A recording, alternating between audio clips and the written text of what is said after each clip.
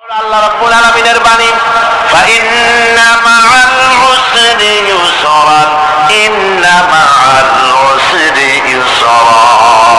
আল্লাহ পাক বলেন, জেনে রাখো, দুঃখ এবং কষ্টের সাথে রয়েছে সুযোগ আর সুবিধা, আর অসচ্ছলতার সাথে রয়েছে উদার সচ্ছলতা। ধরে কোন সুবহানাল্লাহ। কাজে ভয় পাওয়ার কারণ নাই, হতাশ হওয়ার কারণ নাই। মন আশায় বুক বেঁধে রাখো। গুনাহ করেছ, হতাশ হয় না। যুবকদের গুনাহ করা স্বাভাবিক। ইউনিভার্সিটির ছাত্র, কলেজের ছাত্র, প্রফেসর, শিক্ষক, অফিসার ঘুষ খেয়েছেন, জিনা করা হয়েছে, মদ খাওয়া হয়েছে, মিথ্যা কথা বলা হয়েছে, যাই কিছু করেন না কেন ভয় পাওয়ার কারণ নাই, নিরাশ হওয়ার কোনো দরকার নাই। আল্লাহ পাক দেখে বলেছেন, কুল ইয়া ইবাদিয়াল্লাযীনা আসরাফু আলা আনফুসিহিম লা তাকনাতু মির রাহমাতিল্লাহ। আরে আমার আল্লাহর মতো এত ভালো আর কেউ আছে? এত দরদ আর কারো আছে? আমার আল্লাহ বলেন, ও নবী, আপনি শুনায় দেন, হে আল্লাহর বান্দারা, তোমরা যারা নিজেদের উপরে বাড়াবাড়ি করেছো, নিজেদের উপরে জুলুম করেছো, অত্যাচার করেছো, আমি আল্লাহর রহমত থেকে নিরাশ হয়ে যেও না। মানুষ যদি অপরাধ করে, বাপের সাথে অপরাধ করেছে, মায়ের সাথে অপরাধ করেছে, মা বাবা সন্তানের চাইতে এত বড় কল্যাণকামী তো আর কেউ নাই। কিন্তু মা বাবা কোনদিন বলে না, আয় আমার ছেলে তোরে মাফ করে দেই, এরকম বলে নাকি? মন চায় ছেলে যদি মাফ চাইতো, খুশি হয়ে মাফ করে দিতাম। কিন্তু কেন যে আসে না, ডাকে না যে আয় মাফ করে দেই। মা বাবা আপনাকে এত ভালোবাসে, সেই মা বাবা আপনাকে বলে না যে আয় মাফ করে দেই। আমার আল্লাহ হচ্ছেন এমন আল্লাহ, আল্লাহ রাব্বুল আলামিন ডাকেন, এ বান্দা, খুন করেছিস ফিরে আয়, জিনা করেছিস ফিরে আয়, হত্যা করেছিস ফিরে আয়, চুরি করেছিস ফিরে আয়, কুফরি করেছিস ফিরে আয়, সুদ খেয়েছিস, ঘুষ খেয়েছিস, মদ খেয়েছিস ফিরে আয়। এসে আমার দরবারে চোখের পানি ফেল, আমার দরবারে কাঁদাকাটি কর। ইন্নাল্লাহা ইয়াগফিরুয যুনুবা জামিআ ইন্নাহু হুয়াল গফুরুর রহিম। আমার দরবারে চোখের পানি ফেলে কাঁদ, আমি রব্বুল আলামিন জিন্দেগীর গুনাহ মাফ করে দেব। সুবহানাল্লাহ কর, সুবহানাল্লাহ কর। আমার কাছে কাঁদ, চোখের পানি খা।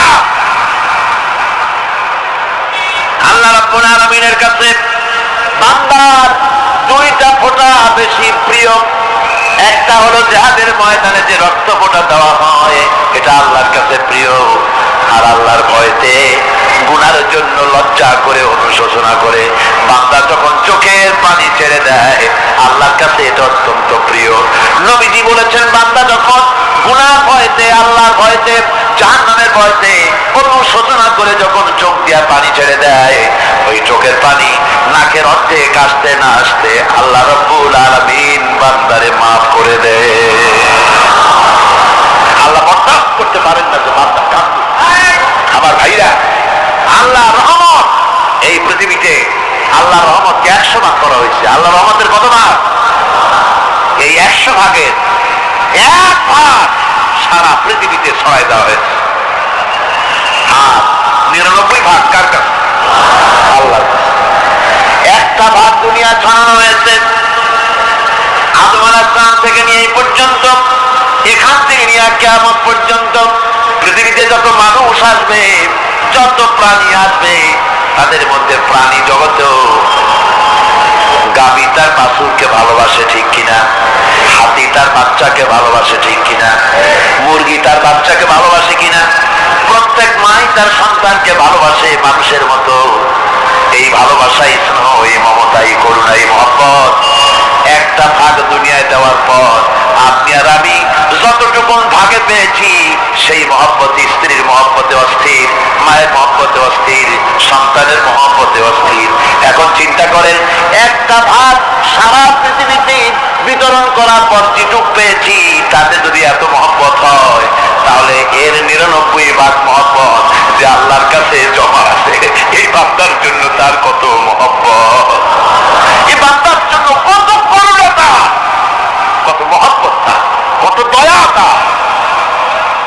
এই জন্য আল্লাহ রাব্বুল আলামিন বলেছেন, নাব্বি ইবাদি আন্নী আনাল গফুরুর রহিম। আমার নবী সুসংবাদ দিয়ে দাও, বান্দাদেরকে শোনায় দাও যে আমি আল্লাহ তাআলা ক্ষমাশীল আর দয়াবান। হুজুর কাঁদতেছিলেন, হযরত ওমর রাদিয়াল্লাহু তাআলা এসে দেখেন হুজুর একা কাঁদতেছেন। হুজুর জিজ্ঞেস করছেন, হযরত ওমর জিজ্ঞেস করলেন, হুজুর আপনি কাঁদছেন কেন একা একা?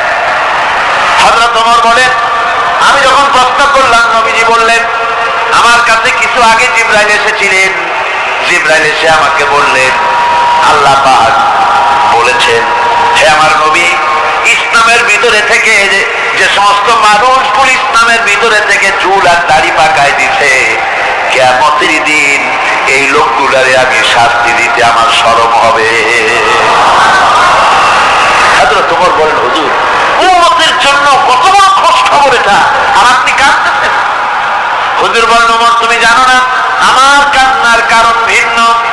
আমার কান্নার কারণ হলো যে আল্লাহ রাব্বুল আলামিন কিয়ামতের দিন দাড়ি চুল পাকা বান্দারে শাস্তি দিতে শরম করবেন, সেই দাড়ি চুল পাকা বান্দাগুলি আল্লাহর সাথে নাফরমানি করতে শরম করে না। আমি এই লজ্জায় কাঁদতেছি ভাইরা। হুজুর আল্লাহ পাক বলেন, আমার নবী রাতের আধারে যখন একটা বুড়া আমার দরবারে হাত উঁচু করে, একটা বুড়া মানুষ রাতের আধারে যখন আমার দরবারে হাত উঁচু করে আর যখন বলতে থাকে রব্বুল আলামিন আমার পেছনের জীবনটা বড় খারাপ করেছি, এমন কোন কাজ জীবনে করি নাই যা তোমার কাছে কিছু দাবি করতে পারি, সব রকমের নাফরমানি করেছি, আজ আমি বুড়া হয়ে গেছি, কামাই করতে পারি না, ছেলে আমাকে চোখে দেখতে পারে না, পুত্রবধূ আমাকে ঘরে জায়গা দেয় না, আমার স্ত্রী আমাকে দেখতে পারে না, রোজগার করতে পারি না, হাঁটতে পারি না, চলতে পারি না, সবার কাছে আমি পিতা হয়ে গেছি, আমি দাঁড়াতে পারি না, কোমরে ব্যথা পাই, হাঁটুতে ব্যথা পাই, চলতে পারি না, কানে শুনতে পাই না, চোখে দেখতে পারি না, আর তোমার কাছে কিছু চাইয়া নেব এমন ভালো কাজও করি নাই। এইভাবে যখন বান্দা কাঁদতে থাকে আমার দরবারে, ও আমার হাবিব আমার রহমতের দরিয়ায় জোশ মেরে যায়, আমার শরম হয় এই বুড়াটারে কেমনে খালি হাতে ফিরাইয়া দেই। সুবহানাল্লাহ, সুবহানাল্লাহ। আমার আল্লাহর এত দয়া, আমার আল্লাহর এত মায়া, এত মহব্বত। আমার আল্লাহ রাব্বুল আলামিন বলেন, وَإِذَا سَأَلَكَ عِبَادِي عَنِّي فَإِنِّي قَرِيبٌ। আমার হাবিব আমার বান্দা আমার ব্যাপারে প্রশ্ন করে, আমি বান্দার একদম নিকটে। কোরআন শরীফের ভিতরে যত জায়গায় রাসূলকে বলা হয়েছে সুয়ালের কথা, আপনাকে প্রশ্ন করা হয়, আল্লাহ তার জবাব কোন এই কথা বলে জবাব দিয়েছেন। যত জায়গায় সুয়াল এসেছে, যেমন কোরআনে কারীমের মধ্যে আল্লাহ পাক বলেন, ওয়ায়াসআলুনাকা আনিল মাহিদ, মেয়েদের হায়েজ সম্পর্কে জিজ্ঞাসা করা হয়, কুল হিয়া আযা, হে নবী আপনি বলুন। এভাবে করে কুল দিয়ে জবাব দেওয়া হচ্ছে। আবার প্রশ্ন করা হচ্ছে, ওয়ায়াসআলুনাকা আনিল আনফাল, এই গনিমতের মাল সম্পর্কে হুজুর আপনাকে, হে নবী আপনাকে প্রশ্ন করা হয়। আল্লাহ কুল দিয়া জবাব দিলেন, আল্লাহ বলেন আপনি বলেন। ওয়ায়াসআলুনাকা আনিল খামরি ওয়াল মাইসির, আল্লাহ পাক বলেন নবী আপনারে প্রশ্ন করা হয়, কুল ফীহিমা ইসমুন কাবীর, আল্লাহ কুল দিয়া বললেন তুমি বলো। আবার বলা হলো, ওয়ায়াসআলুনাকা আনিল আহিল্লা কুল হিয়া মাওয়াকিতু লিন-নাস, ও নবী আপনাকে প্রশ্ন করা হয় চাঁদের ক্রমবর্ধমান এবং ক্রমহ্রাস পূর্ণিমা হয়, অমাবস্যা হয়, কেন হয় আপনি বলুন। কুল, আপনি বলেন। এটা আমি অর্থ এবং সময়, বছর আর দিন গণনা করার জন্য পৃথিবীবাসীদের জন্য বিনা পয়সায় একটা ক্যালেন্ডার বানাইয়া আকাশে ঝুলাই রেখেছি। এভাবে যত জায়গায় এসেছে আপনাকে প্রশ্ন করা হয়, তত জায়গায় আল্লাহ জবাব দিয়েছেন। কোন আপনি বলেন। গোটা কোরআন শরীফের ভিতরে এই একটি মাত্র জায়গা যেখানে বলা হয়েছে আপনাকে প্রশ্ন করা হয়। আল্লাহ এখানে বলতে পারতেন কুল, আপনি বলে আল্লাহ তোমাদের নিকটবর্তী, এভাবে জবাব হয় না। এটা কায়দাটা হলো এই, আল্লাহ বলতেছেন ওয়াইজা সালাকা ইবাদি, আমার নবী প্রশ্ন তো আমার বান্দারা আমার ব্যাপারে করেছে, এবার আপনার জবাবের কোনো দরকার নাই। প্রশ্ন আমার ব্যাপারে, আমি নিজে জবাব দিয়ে দেই। ফাইন্নী কারীব, ও বান্দা আমার ব্যাপারে প্রশ্ন করেছিস, জবাব আমি দেই, আমি তোর সবচাইতে বেশি নিকটে। সুবহানাল্লাহ, কত নিকটে। ওয়ালাহানু আকরাবু ইলাইহি মিন হাবলিল ওয়ারিদ, তোর যে রব এই শাহরবের চাইতেও আমি তোর বেশি কাছে। সুবহানাল্লাহ, আমারে ডাক, আমারে ডাক, কলিজা দিয়ে ডাক, অন্তর দিয়ে ডাক। মনের থেকে মানুষ যদি ডাকে, মুখের ডাক আর মনের ডাক এক জিনিস নয়। दिल से जुबान से निकलती है, असर रखती है, पर नहीं मगर ताकते परवाज रखती है। दिल থেকে যে কথা বেরোয় তা প্রভাব বিস্তার করে, তা নয়, কিন্তু ওরা ক্ষমতা রাখে। মনের কথাই ভিন্ন। মন থেকে, দিল থেকে, কলিজা থেকে, অন্তরে গভীর কন্দর থেকে মুহাব্বতের সাথে কেউ যদি একবার বলে আল্লাহ, বলেন আল্লাহ, আল্লাহ, আল্লাহ, আল্লাহ রাব্বুল আলামিন বলেন অন্তরের অন্তঃস্থল থেকে একটি বার যদি বান্দা বলেন আল্লাহ, আল্লাহ বলেন 70 বার সাড়া দিয়া জিজ্ঞেস করি, বান্দা কি চাও, আমি তোমার কাছে আছি। সুবহানাল্লাহ, আমি তোর একদম কাছে, কি চাস বল, বলো। এমন দয়াবান, এমন মেহেরবান, এমন আল্লাহ আমাদের। সে আল্লাহ রাব্বুল আলামিন যিনি বলছেন وقال ربكم ادعوني استجب لكم, তোমাদের রব বলেছেন আমারে ডাকো, আমি আল্লাহ ডাকের সাড়া দিয়া দেব। সুবহানাল্লাহ, কার ডাকতে হবে, কার ডাকতে হবে? এই বিশাল জনসমুদ্র একটুকে চিল্লা করে কার ডাকতে হবে? কোন পীর সাহেবকে নয়, আল্লাহর কসম কোন খাজা বাবাকে নয়, ডাকতে হবে কারে? চিল্লা এখন কারে?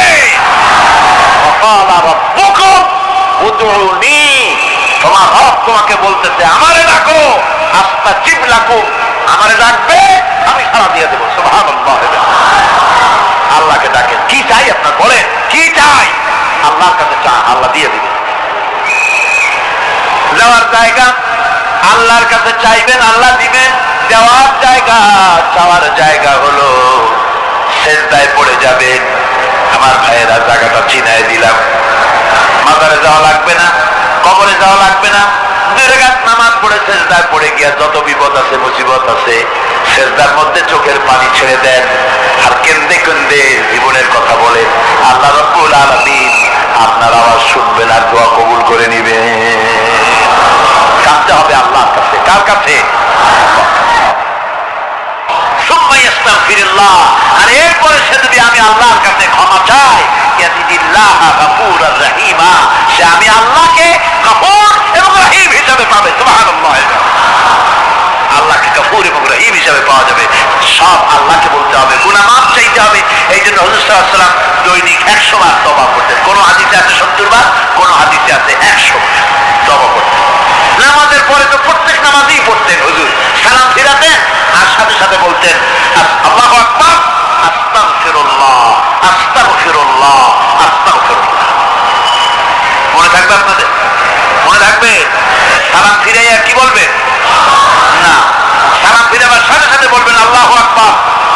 তারপরে পড়বেন আস্তাগফিরুল্লাহ আস্তাগফিরুল্লাহ আস্তাগফিরুল্লাহ, তওবা করবেন, আল্লাহর কাছে সবসময় গুনাহ মাফ চাইতে থাকবেন, বিনীত থাকবেন, আল্লাহকে পাওয়া যাবে, তাকে রহিম হিসেবে পাওয়া যাবে। সুতরাং ঈমান বিল্লাহ, আল্লাহর প্রতি ঈমান আনলে পরে চতুর্থ নম্বরে যে উপকারটা হবে সেটা হলো হতাশায় ভুগবে না, নিরাশায় ভুগবে না, আশায় বুক বেঁধে উঠবে, ঈমান মজবুত হবে, আল্লাহর কাছে মানুষ বিনয়ী হয়ে যাবে। এবার পঞ্চম নম্বরের উপকার আমি বলছিলাম, ঈমান বিল্লাহ, আল্লাহর প্রতি ঈমান আনলে পরে অসংখ্য উপকার হয়, অসংখ্য বৈশিষ্ট্যের আছে। এর 6টা উপকারের কথা আমি বলবো। কয়টা? অসংখ্য উপকারের ভিতরে প্রধান 6টি উপকারের কথা বলবো। এর বললাম কয়টা? 4টে বলছি। এবার বলো পঞ্চম উপকারের কথা। আল্লাহর প্রতি আপনি পূর্ব পশ্চিমে কতবার মুখ ঘোরালেন, এটাই কিন্তু আপনার আসল সৎকার নয়। আসল সৎকার হলো আল্লাহর প্রতি ঈমান আনা। এই ঈমানের ব্যাপারে 3টা দিন আমরা পার করে দিলাম, এখনো কথা শেষ হয় নাই। আল্লাহর প্রতি ঈমান আনলে পরে যে উপকারটা হবে পঞ্চম নম্বরে, সেটা হলো কঠোর এবং কঠিন বিপদের ভিতরে বান্দার ভিতরে অবিচলতা এবং ধৈর্যের সৃষ্টি হয়ে যাবে। আলহামদুলিল্লাহ। কঠিন বিপদ মুসিবত আসতে পরে সে অবিচল থাকবে। সারা দুনিয়ার বিপদ আপদ, শত্রুতা, দুঃখ, কষ্ট, মুসিবত, জুলুম, নির্যাতন সব কিছু পাহাড়ের মতো উঁচু হয়ে তাকে ঘিরে ফেলবে, কিন্তু তাকে এক চুলও নাড়াতে পারবে না। আলহামদুলিল্লাহ। সারা পৃথিবী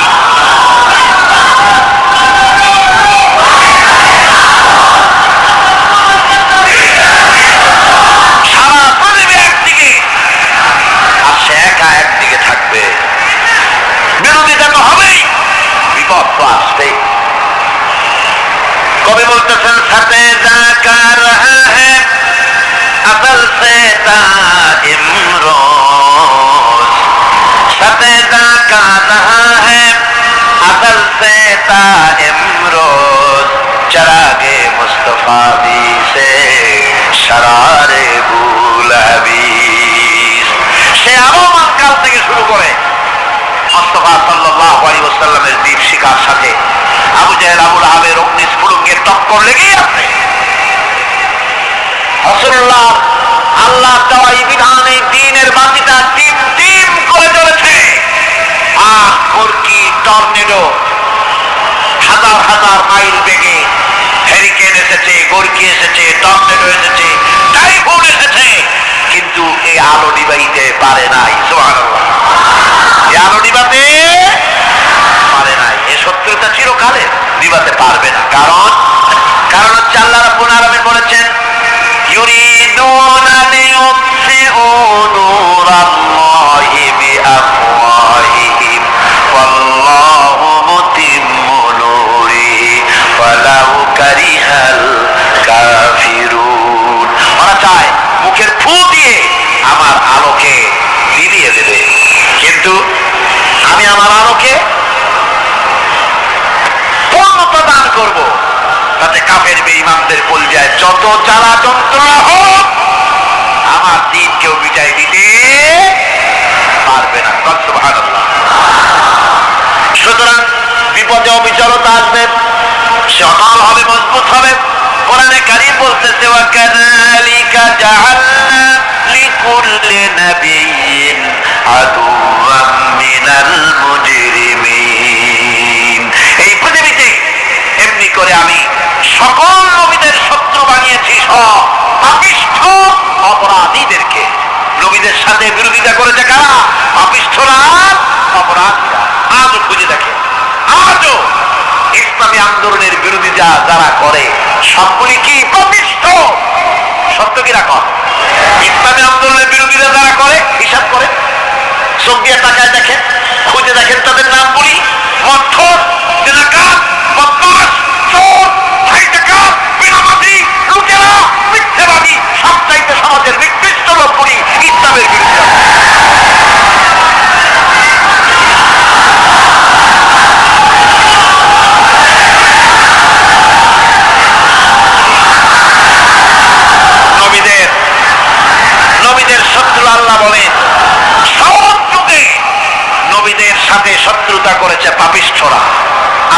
কার কথা?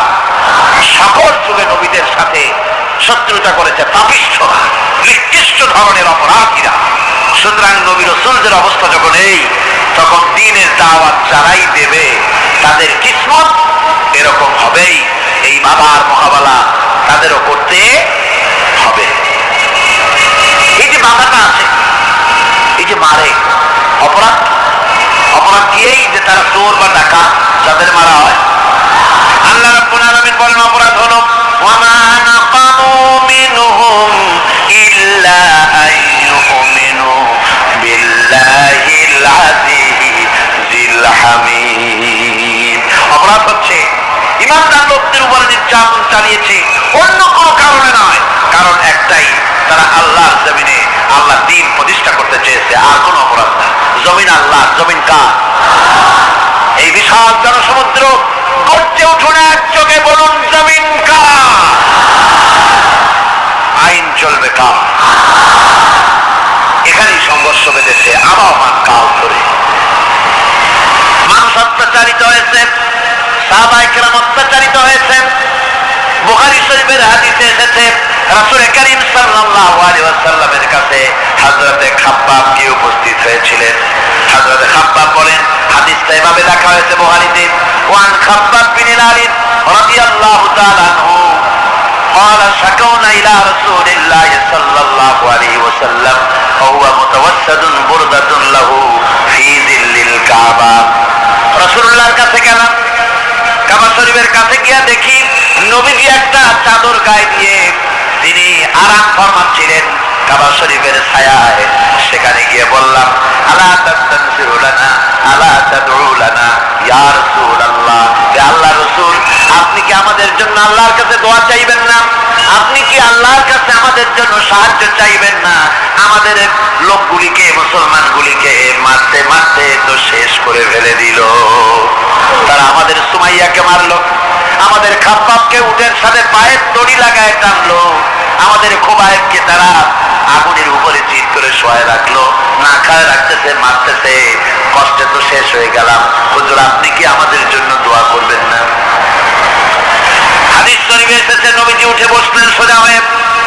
নবীজি বলেন, ও আমার সাহাবী, ও খাব্বাব শোনো, তোমাদের আগে এই পৃথিবীতে যারা দ্বীনের দাওয়াত দিতে এসেছিলেন তাদেরকে সমকালীন রাষ্ট্র শক্তি, সমাজ শক্তি তাদেরকে ধরত। ফায়ুখাজুর রাজুলু, তাদেরকে তারা ধরত। ফায়ুফারু লাহু ফিল আরদ, আর তার জন্য জমিনের ভিতরে কবর বানাইতো। ওই কবর ফায়ুজালু ফিহা, ওই কবরের ভিতরে তাকে কোমর পর্যন্ত ঘেরে দিত। সুম্মা ইউতা বিল মানশার, এরপরে করাত আনতো। ফায়ুদাউ আলা রাসিহি, এরপরে ওই করাত তার মাথার উপরে রাখতো। ফায়ুজালু নিসফাইন, এরপরে করাত দিয়া চিরে জীবিত মানুষটারে দ্বিখণ্ডিত করে ফেলে দিত। মা ইয়াসুদ্দুহু যালিকা আন দীনিহি, ও আমার খাব্বাব, এত কষ্ট দেওয়ার পরেও সেই যুগের কোন মুসলমানকে, দ্বীনের দায়ীদেরকে আল্লাহ দ্বীন থেকে এক চুলো তারা সরাই দিতে পারে নাই, এক চুলো সরাতে পারে নাই।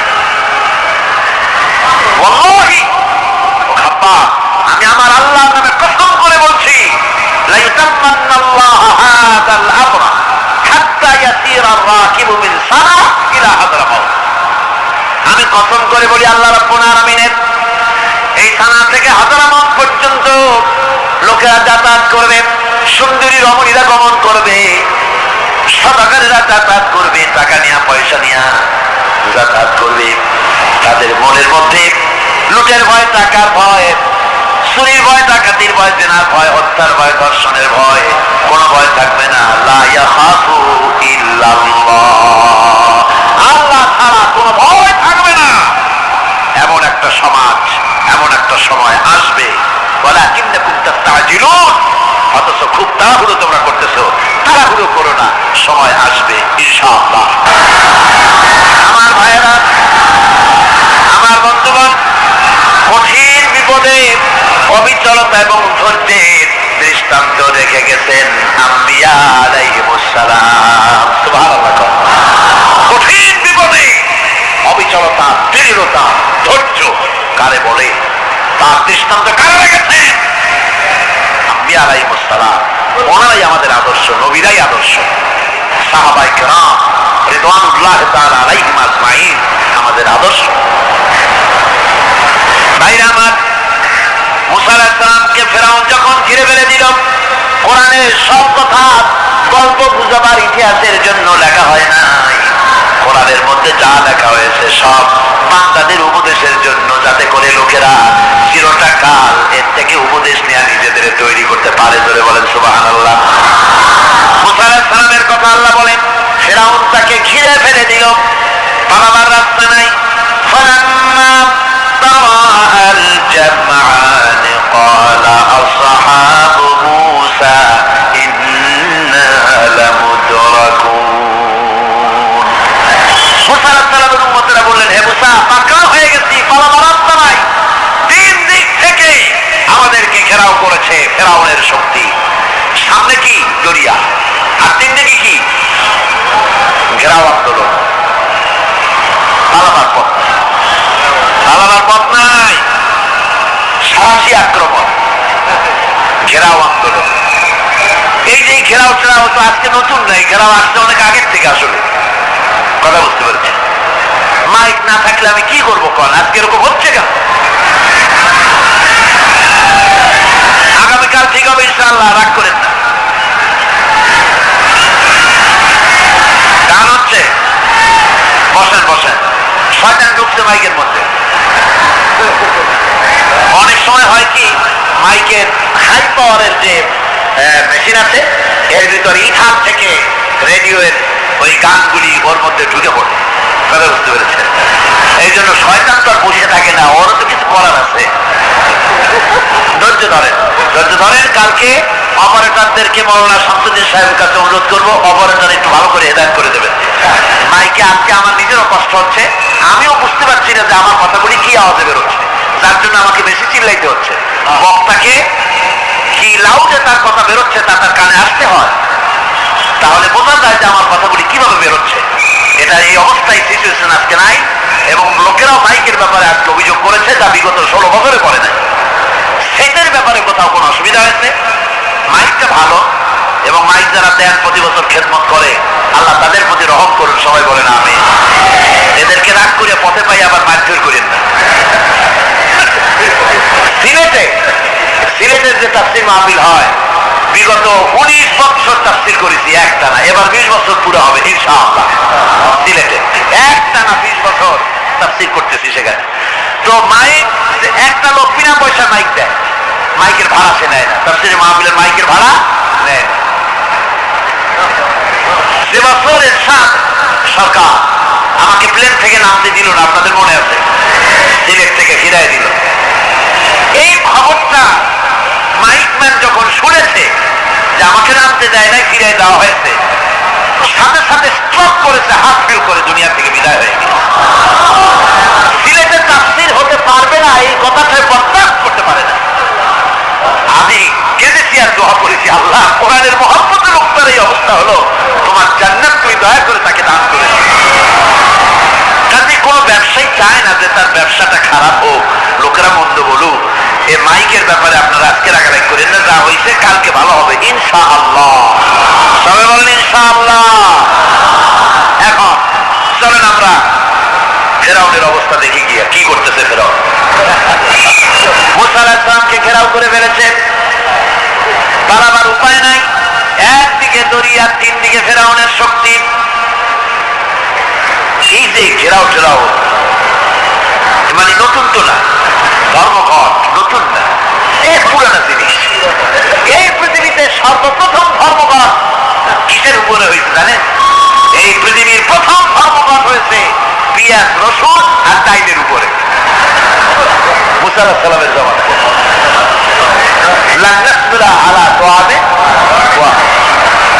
আমরা এক রকমের খাদ্য আর খাবো না, আমাদের পেঁয়াজ দেওয়া লাগবে, ডাল দেওয়া লাগবে, রসুন দেওয়া লাগবে। সর্বপ্রথম ধর্মঘট হয় মুসা আলাইহিস সালামের জমানায়, সেখান থেকে শুরু হয়েছে। কিন্তু মশাল মিছিল যে আসলো কই থেকে, এইটা আমি খুঁজে পাইনি। পরে প্রত্যেকটা জিনিসের দুই ইতিহাস আছে।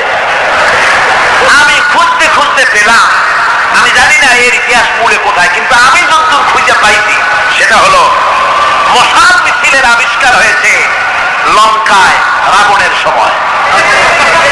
হনুমানের লেজে আগুন দিয়া তারপরে লঙ্কা কাণ্ড ঘটালো, নামই আছে লঙ্কা কাণ্ড। হনুমানেরা লেজে আগুন দিয়ে রাবণ যে লঙ্কায় মশাল মিছিল করেছিল হনুমানদের দিয়া, ওই হনুমানের ওই সিস্টেমটা এখনো আমাদের দেশে চালু আছে। এইটা আসলে কোন ভদ্রলোকের এই মিছিল হওয়া উচিত না। আগুন নিয়ে কিসের মিছিল? আগুন হলো জাহান্নামের প্রতীক। আগুন কিসের প্রতীক? জাহান্নামের প্রতীক। যদিও আমাদের উপকারে লাগে, কাজে লাগে। সুতরাং আমরা যা করব, প্রত্যেকটা জিনিসের পেছনে সুন্নতে নববীর কোন না কিছু থাকতে হবে। কথা বুঝতে পেরেছেন? তিন দিক থেকে ঘেরাও হয়ে গেছে, পালাবার কোন রাস্তা। হযরতে মুসা আলাইহিস সালামের কাছে উম্মতরা বললেন, পালাবার তো কোনো পথ নাই, এখন উপায়টা কি? আমাদের তো আর উপায় নাই।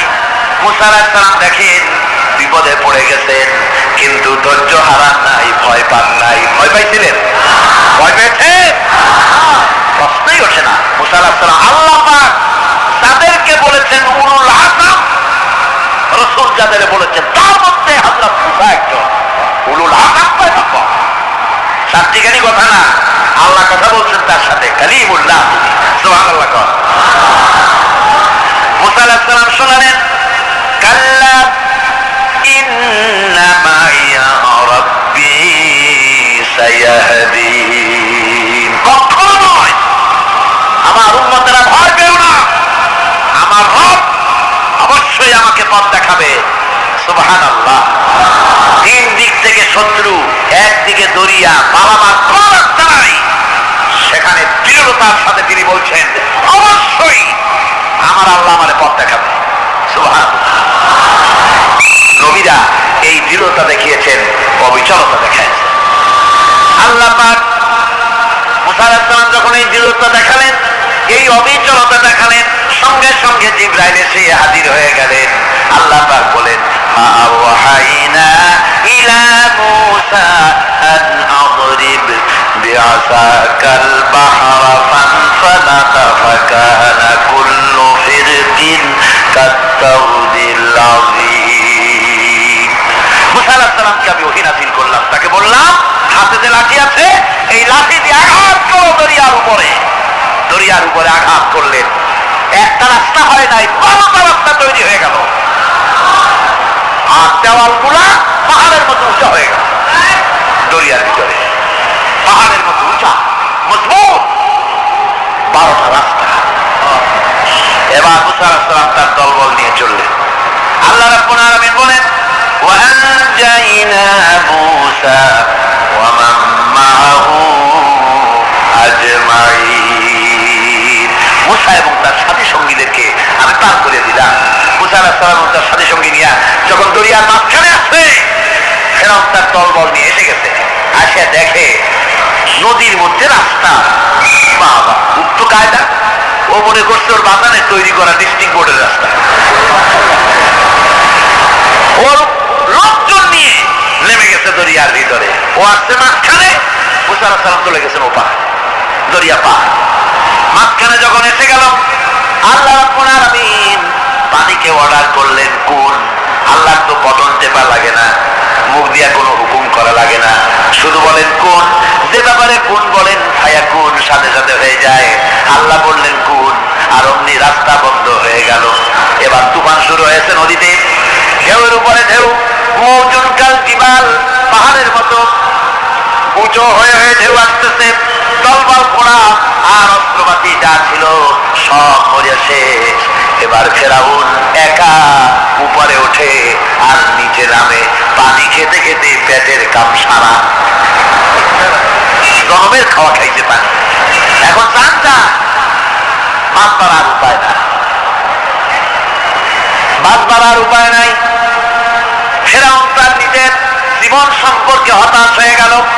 এবার ফেরাউন বলতেছে, আমানতু আন্নাহু লা ইলাহা ইল্লাল্লাযী আমানাত বিহি বানু ইসরাঈল। আমি ঈমান আনলাম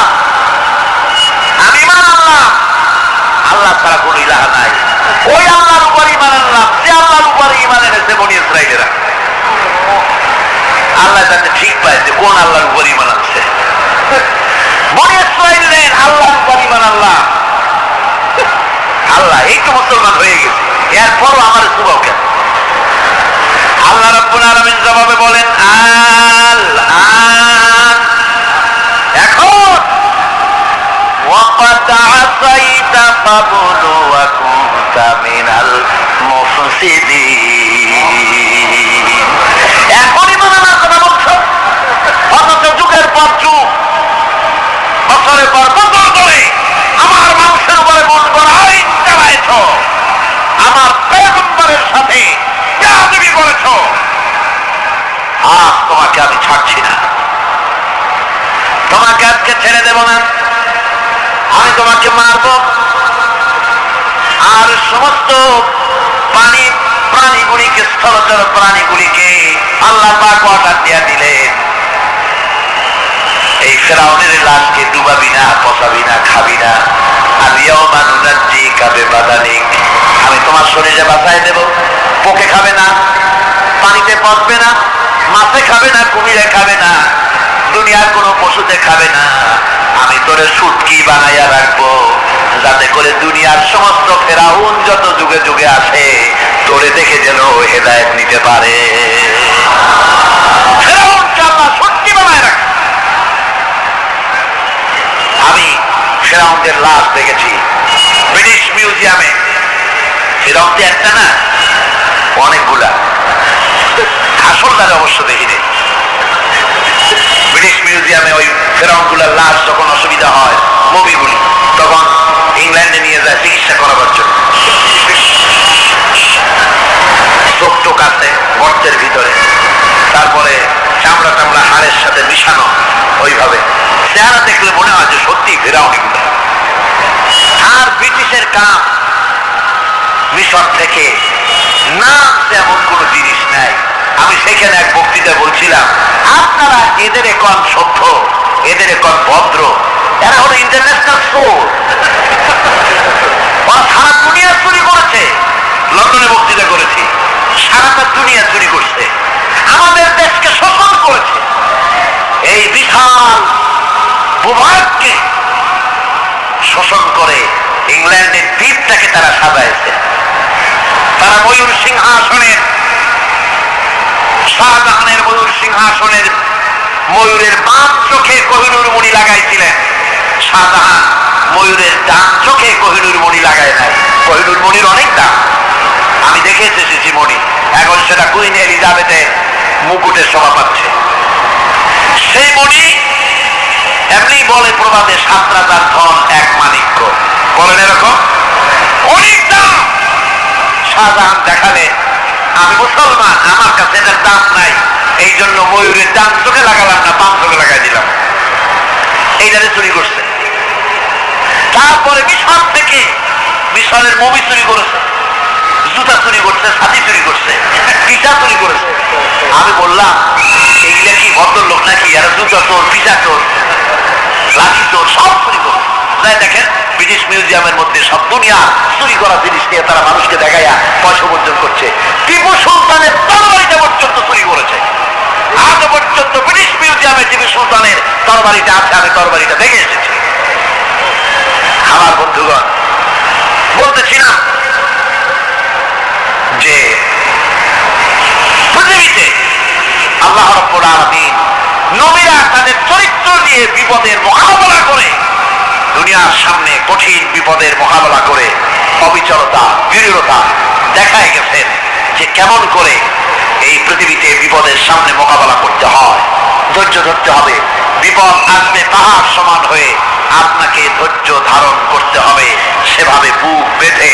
যেহেতু এটা যদি বিশ্বাস হয় যে আমার কিসমতে যা আছে তার থেকে বেশি কিছু হবে না, তাহলেই আপনার ধৈর্য আসবে, ভয় পাবেন না। কথা ঠিক কিনা কর?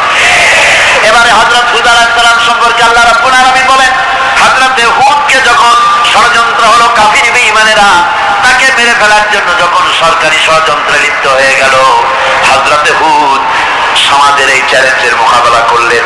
হযরত হুদ বলেন, ফাকিদুনি জামিআন সুম্মা লা তুনজিরুন ইন্নী তাওয়াক্কালতু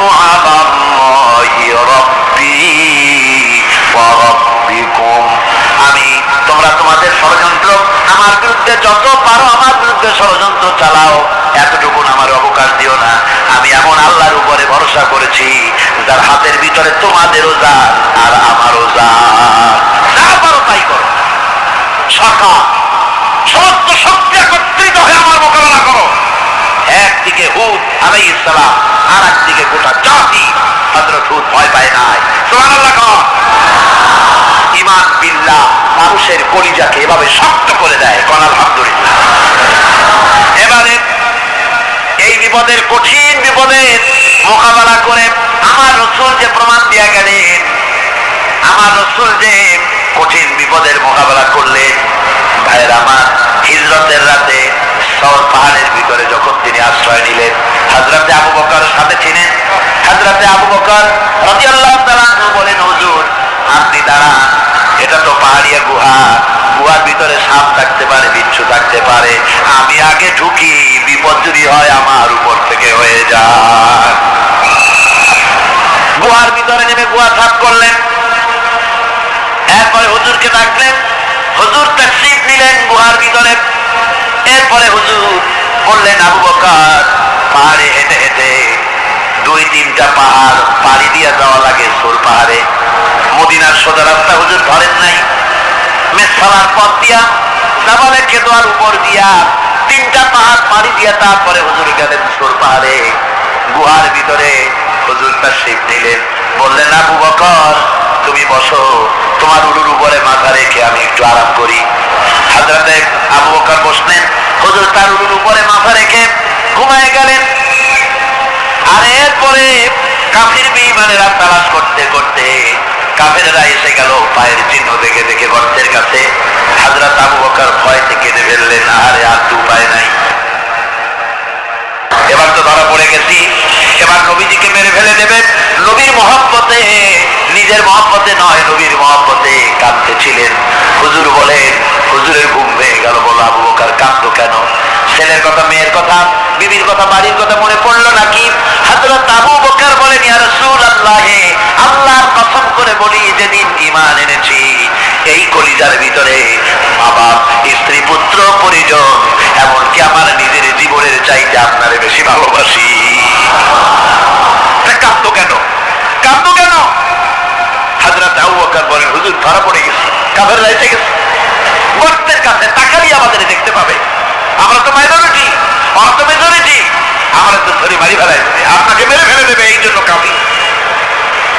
আল্লাহ রাব্বুল আলামিন হুজুর তখন কি দৃঢ়তা, কি অবিচলতা, কি ধৈর্যের পাহাড় সম মনোবৃত্তি তখন দেখালেন। আল্লাহ কোরআন শরীফে চিরকাল যাতে মানুষেরা হেদায়েত দিতে পারে, সেজন্য হুজুরের কথা উঠায় দিলেন কোরআনে। আল্লাহ পাক বলেন, ইযহুমা ফিল গার ইয ইয়াকুলু লিসাহিবিহি লা তাহজান ইন্নাল্লাহা মা'ানা। ও বন্ধু, ভয় পেও না, আল্লাহ আমাদের সাথে আছেন।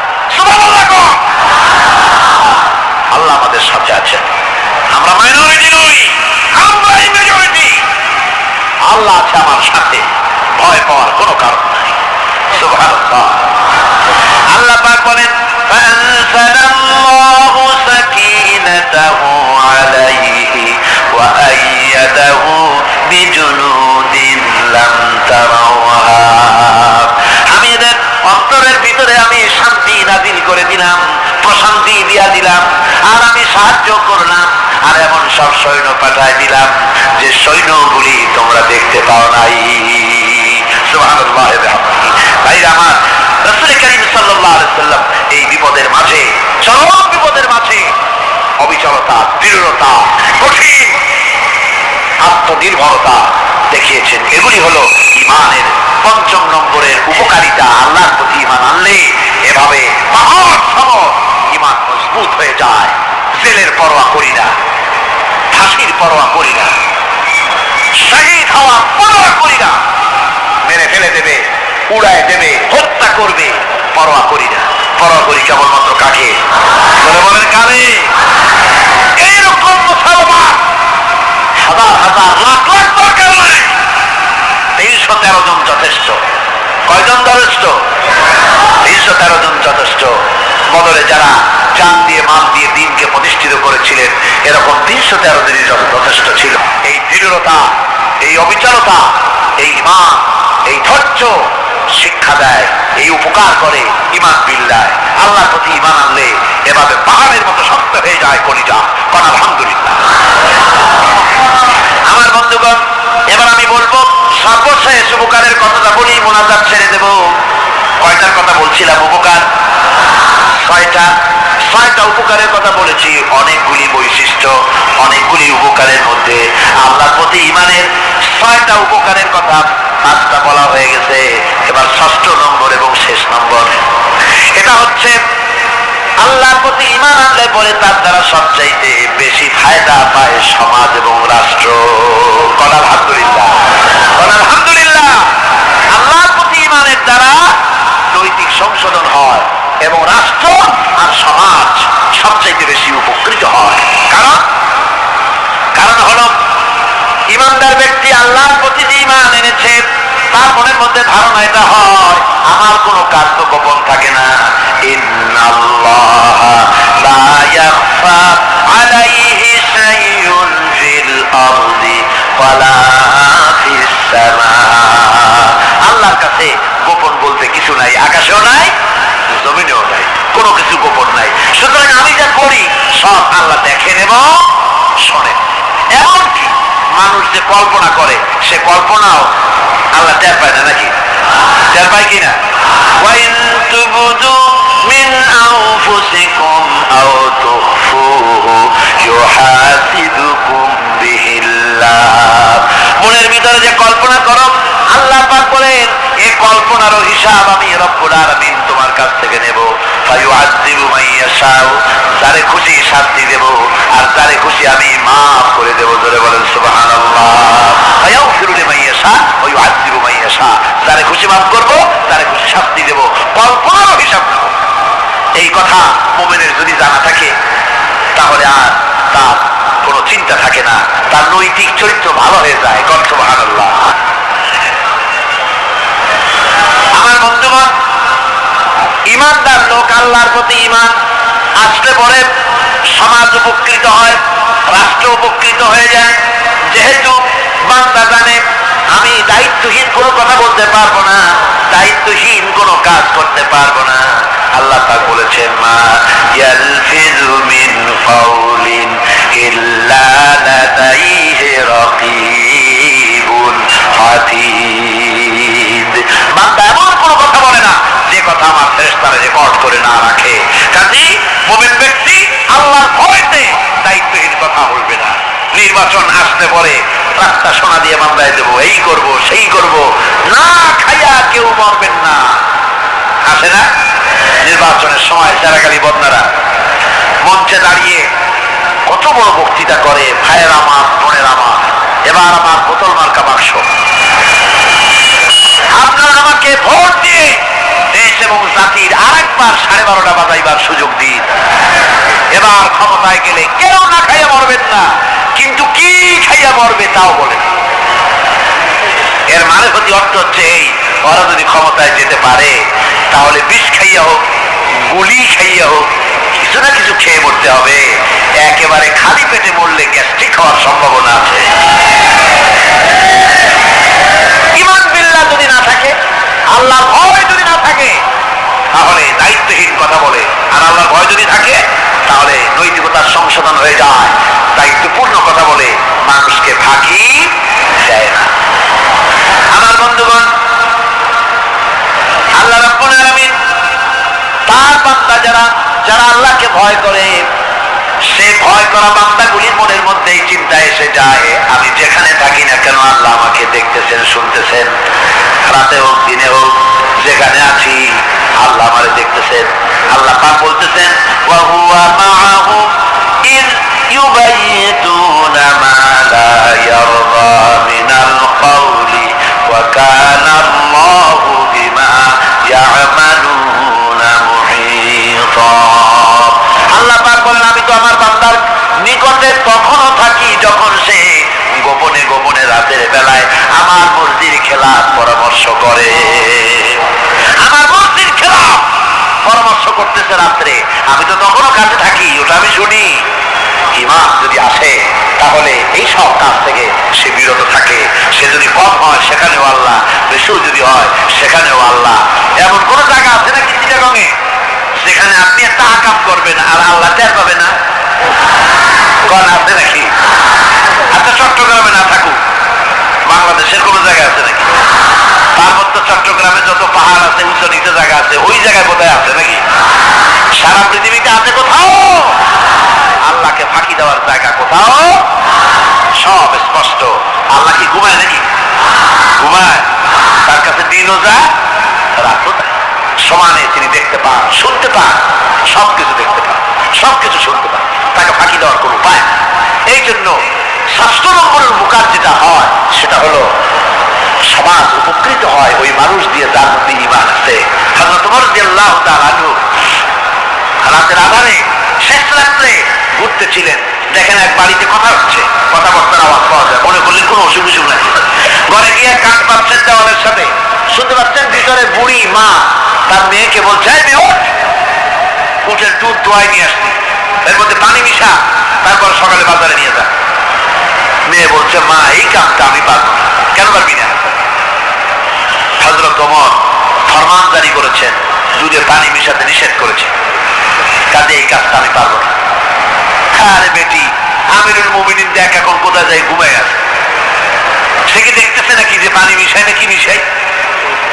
মেয়ে বলতেছে, মা আমিরুল মুমিনিনকে ফাঁকি দেওয়া যেতে পারে, তার পুলিশ বাহিনীকে ফাঁকি দেওয়া যেতে পারে, কিন্তু আল্লাহ রাব্বুল আলামিনের চোখকে ফাঁকি দেওয়া যাবে না। হযরত ওমর এই কথা শুনে বাড়ি চলে গেলেন আর নিজের ছেলেকে ডেকে বললেন, ছেলে আমার, অমুক জায়গায় একটা বাড়ি আছে, সেখানে একটা যুবতী মেয়ে আছে, ওই মেয়েটার বিয়ে হয়েছে কিনা শোনো, যদি বিবাহ না হয়ে থাকে তুমি তোমার নিজের বিয়ের প্রস্তাব দাও। আমিরুল মুমিনিন এই মেয়েটা সুন্দরী কেমন, স্বাস্থ্য কেমন কিছুই দেখলেন না, দেখলেন তাকওয়া। কি দেখলেন? আল্লাহর ভয়। আল্লাহর ভয় যখন একটা জাতির মধ্যে আসে, পুলিশ লাগে না, পুলিশের কাজ কমে যায়।